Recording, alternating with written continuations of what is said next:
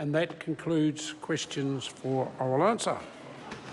I call on Government Order of the Day number 1. Appropriation 2015-16 Confirmation and Validation Bill, Committee stage continued. I declare the House in committee for further consideration of the Appropriation 2015-16 Confirmation and Validation Bill. Mr Chairman. Mr Speaker.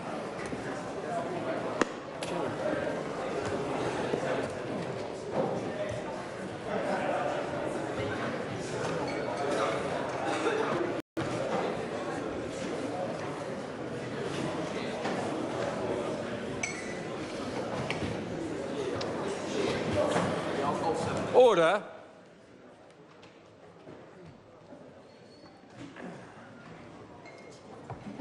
The House and Committee on the Appropriation 2015-16 Confirmation and Validation Bill. When we were last considering the bill, we were debating the sixth sector, health. There were 4 hours and 39 minutes remaining in the debate. Barbara Kuriger has the call and has 5 minutes remaining if she so wishes. Barbara Kuriger.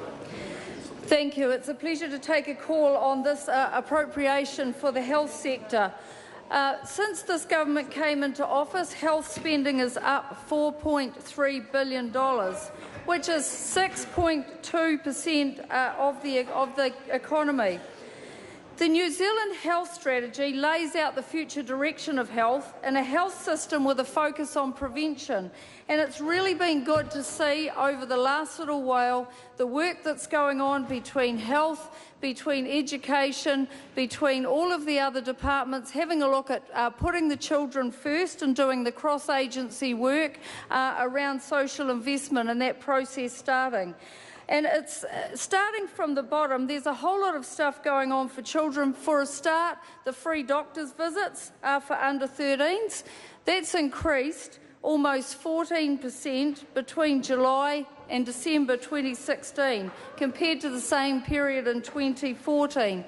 So that's a real credit, knowing that our children are able to get up and able to attend the doctor without parents having to find that extra financial burden of having to pay. And it's also constructive to know that 99% of New Zealand's GP practices have received funding to make these zero fees possible for children under 13. So there's lots of doctors' practices that are partaking in this great move. I'd also like to note that immunisation coverage for 8 months old is now at 95%. That compares to just 67% of 18 months old, it was meant to be 18 months in the first, immunisation coverage for 18 months old, 95%, that compares to 67% of 18 months old in 2007. That is a huge jump, and that is a whole lot of children that are protected now that never were 10 years ago, and the spread and risk of some of those diseases that we don't want to see in our families being prevented. It's also moving on to the school front, and we have 219 new decile 1 to 4 schools have signed up for Health Promoting Schools program. That's 46% above target.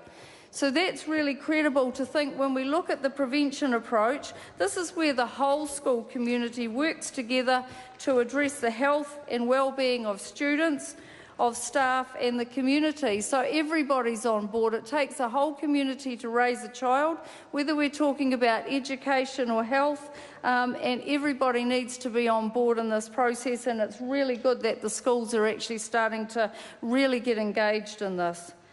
The government's also currently in the process of co-designing a nationwide transformation of the disability support system.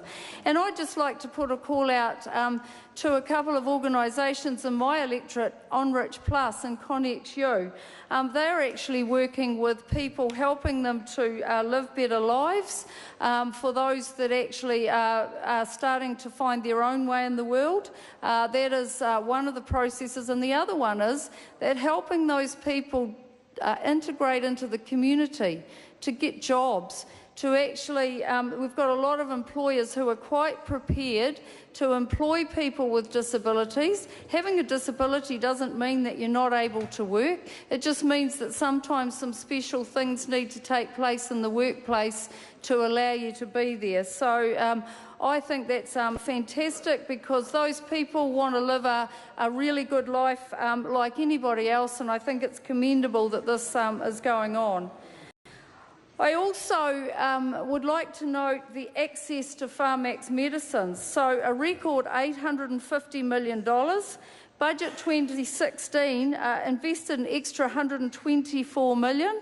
As a result, Pharmac has widened access to HPV and varicella vaccinations.